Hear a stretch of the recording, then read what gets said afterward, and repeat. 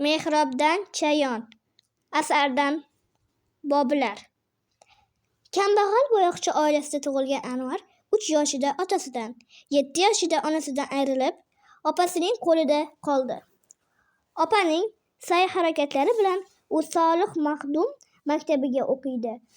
Oilasidagi yetishmovchiliklar sabab Anvar 12 yoshida Maxdum xonadoniga farzandlikka beriladi. O'tkir zehni, tug'ma iste'dodi sabab Anvar xon saroyidagi eng yuqori lavozimlardan biri mirzoboshchilik darajasiga ko'tariladi. U ustozi Solih Maxdumning qizi Ra'noni sevadi. Hech bir madrasada o'qimay, mirzoboshi bo'lgan kambag'al Anvarni ko'ra olmagan mulla Abdurahmon kabi kimsalar Ra'no ta'rifini xonga yetkazadilar va xon qiziga aylanish maqsadida Maxdumga odam yuboradi.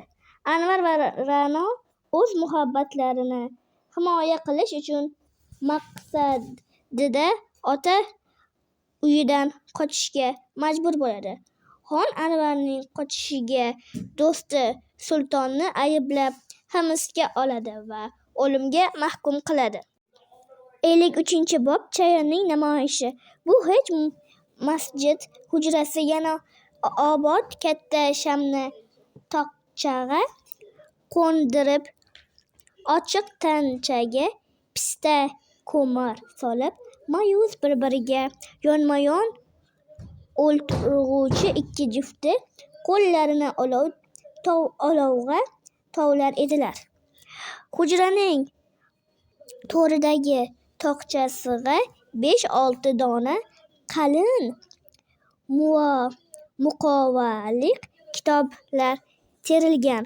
Ularni varaq tarixi, sharhi mullo Jami, aqoidi ma al-Havish, hikmatul ayn, al-Vuqoya, siyari sharif kabi so'zlar yozilgan edi. Kunbotish tokcha devoriga gul ravishida tushirilgan duo yoki shuning kabi muqaddas kalimalar yozilgan bir qog'oz yopishtirilgan. Sirlar bilan turlangan qoziqlarning biriga beva xotinning dekchasidek bir salla ilingan edi.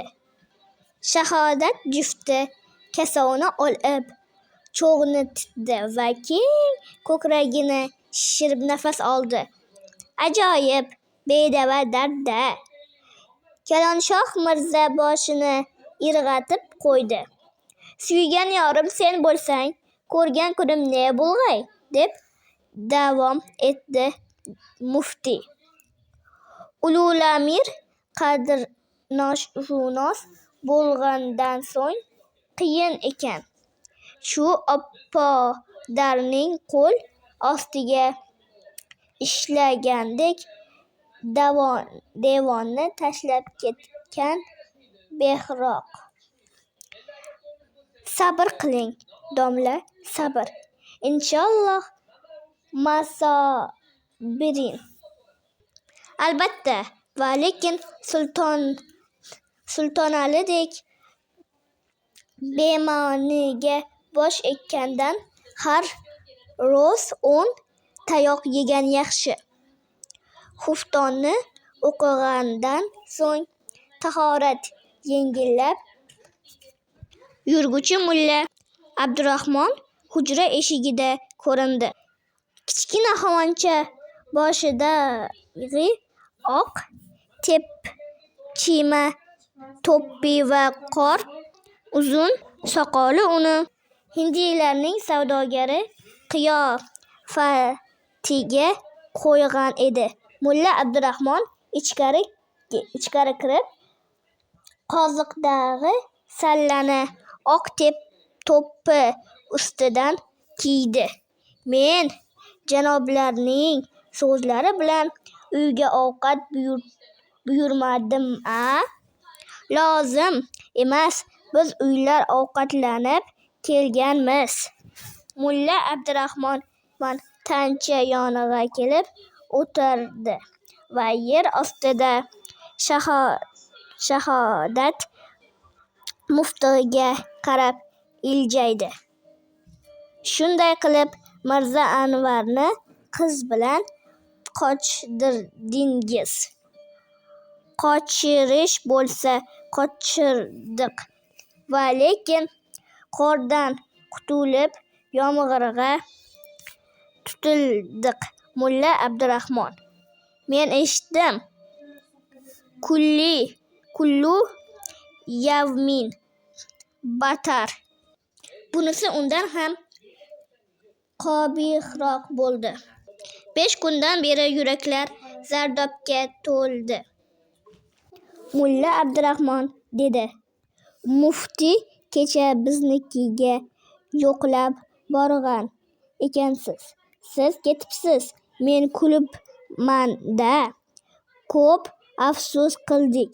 Bu kun Mulla Kalonshohni olib siz bilan suhbatlashib qaytaylik degan niyatda. Qulluq taqsir, qulluq deb Mulla Abdurahmon qimirlab o'ltirdi. Men Anvar bilan Sultonali mojarosini faqat kecha Mirzo Boyisdan eshitdim. Bu to'g'rini aniqroq bilish uchun janobingizning xizmatingizga borganim edi. Xo'sh, havodis nima? Havodismi? Qani so'zlang-chi, Mulla Kalonshoh.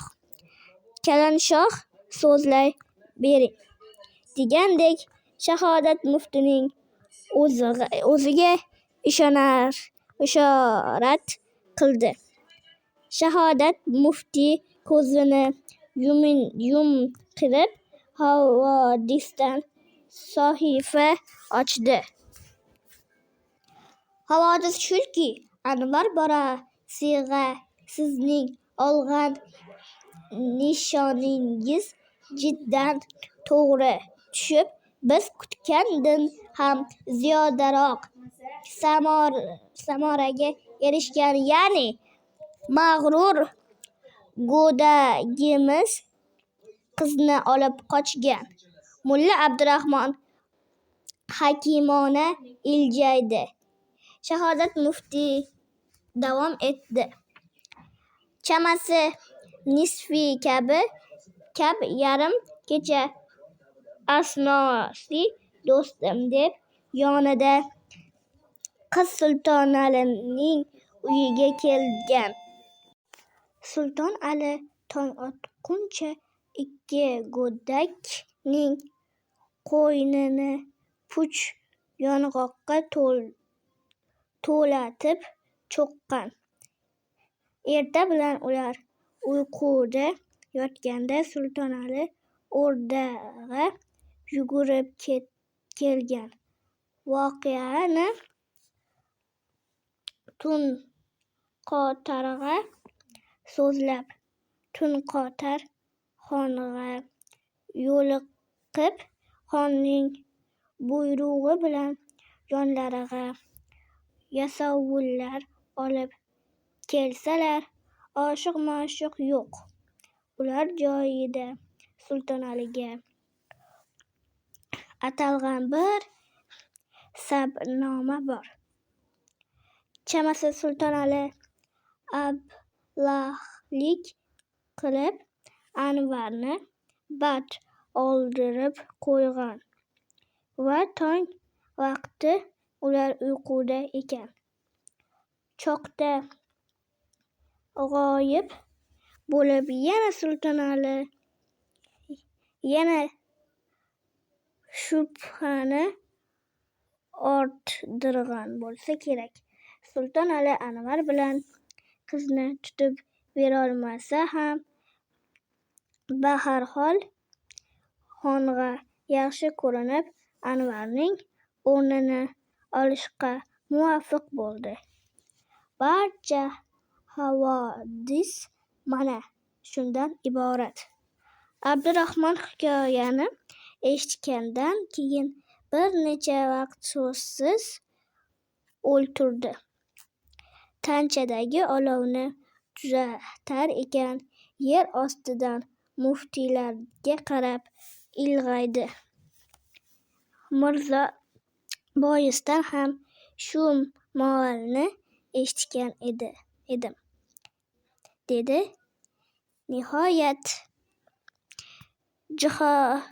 janoblarning fikrlari balki to'g'ridir, ammo men bu moldan biroz shubha qilaman.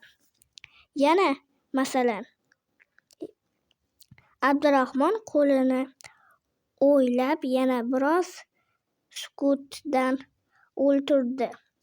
So'ngra labi ohista ochilib yumila boshladi.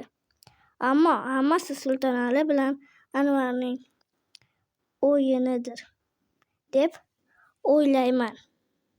Bu andishamga bir necha sabablar ham bor. Janoblardan maxfiy emasdirkim. Biz o'zaro qanday yaqin bo'lsak, Sultonali bilan Anvar ham o'zaro shunday yaqin do'st edilar. Binobarin, aqlga qarg'aning ko'zini chuqur ekanmi, degan savol keladir. Janoblar shu baroni qanday tushundilar ekan? Shahodat muftiy Kalonshohga qarab qo'ydi. Kalonshoh parvosizroq ko'rinar edi. Aroda yana bir necha vaqt sukut hukm surdi. Sultonali sarmunshi bo'lish uchun do'stidan kechsa ham mumkin, dedi muftiy. Ikkinchi tarafdan, sizning fikringiz ham ehtimoldan baid emas. Sultonali do'stidan kechmay turib ham bu nayrangni qilsa mumkin emasmi, domla, deb kuldi Abdurahmon. Masalan, xon olmoqchi bo'lgan qizni qochirg'uvchi Anvar ikki boshdan-ku qaytib sarmushi bo'lolmaydir. Boshqa tarafdan, xiyonatkor do'sti bo'lib tanilgan Sultonalining ham hayoti tahlika ostida turar. Bas, shu holda bu nayrang to'qilgan bo'lsa, yana to'g'risi shu hiylani Sultonalining amniyati talab qilgan bo'lsa, siz bilan men g'ayras qanday mantiqqa suyuna olamiz? Shahodat muftiy o'rnidan turdi. Abdurahmonning yoniga kelib, orqasini qoqdi. Rahmat, o'g'lim, rahmat. Sen tuqqan onangga va o'qitgan ustozingga rahmat. Abdurahmon yerga qaragan holda ilg'aydi.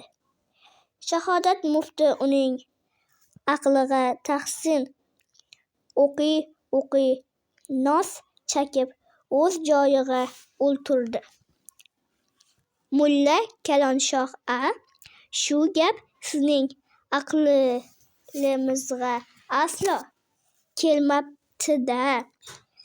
Shahodat muftining xursandligiga qo'shilmay tund o'ltirg'uvchi Kalonshoh parvosiz qo'lini olovga isitdi. Men shu andishani ham qilgan edim, dedi birozdan keyin. Kalonshoh lekin aqlim bovar qilmagan edi. Bu hozir ham bu fikrga qo'shila olmayman. Sabab bois shuki, Sultonali Anvarga suiqasd qilmaganda ham unga hech gap yo'q edi. Ammo Ulxonga qarobat hosil qilish uchun astoydil Anvarning qasdiga tushgan kim? Bunda shubha yo'q. O'zgalar tarafidan so'zlangan fikr yoki bahs har qancha mantiqiy bo'lgan ham Kalonshohning qarshi chiqqan fe'li bor edi. Uning bu fe'liga yaxshi tushunib qolgan Shahodat muftiy bosh chayqadi. Biz yanglishamiz. Kalonshoh yana yuqoridagi so'zini takrorladi. Barcha ma'ni yanglishamiz. Mulla Abdurahmonning o'zi ham o'ylab ko'rsin. Bashorati Sultonali do'stlik yuzasidan Anvarni qochirib yuborganda ham unga hech bir zarar yo'q edi. Bas, Sultonalining hamma harakati to'g'ri. Anvarga xiyonat qilishi munosabat umidida ekanligi shubhasiz. Orada o'zi fikriga qarshi shuncha raddiya o'tsa ham parvosiz go'yo muroqabada o'ltirguvchi Mulla Abdurahmon yana ilg'ayib bosh ko'tardi. Sultonalining Anvar bilan ati-qatiligi o'rdadan har kimga ma'lum-ku. Domla Bashorati o'z uyida turgan Anvarning xiyonati to'g'risida Sultonali o'zini tag'ofulga solsa, marhumning ko'ngliga nima gap kelar edi? Ayniqsa, janoblaringiz qanday andishaga tushar edingiz? Ojizning fikrimcha, ul nayrangbozlar bir o'q bilan necha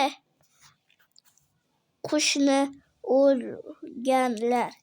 Masalan, janobga Sultonalining sadoqatini zohir bo'ldi. Sarmunshilik vazifasiga beozor o'ltirib oldi va uchinchidan mardum ko'zini qo'ydi. Bahorhol Anvarga qarshi chiqmaganda ham Sultonali na biz ayblay olar edik. Xo'sh, po'shi yo'q, dedi qizishib qolgan Kalonshoh. Birovning ustiga ayb qo'yish uchun sharon shohidlar lozim. Da'voni isbot qilish kerak. Ha. Sen falonchi gunohkor bilan do'st eding deb kimishini ayblash. Masalan, ushbu da'voni qilg'uvchi o'zingiz ham ularning maslahati ustida bo'lmagansiz. Faqat shundaymikin degan mulohaza so'zlaysiz. Holbuki sizning so'zingizning sharon 4 pullik qiymati yo'q, uka. Chalanshoh juda qizishib ketdi. Sharon so'zingizning 4 pullik qiymati yo'q, uka. Tahqiri bilan Mulla Abdurahmon ham bo'zarib oldi. Mening so'zim bir mulohaza. Taqsir. Mulohaza sharan isbotga buyilmagan. Hokazo o'zingiz aytgancha go'yo mansab uchun jon otib yurgan Sultonalining zohir harakatiga ham ishonib bo'lmaydi. Shuning kabi sizniki ham bo'siq yo'q. Men aytayapman-ku, janjalning kattaga ketishini ham famlagan Shahodat mufti Abdurahmonning so'zini bilib oraga tushdi. Bahs, nima hojat?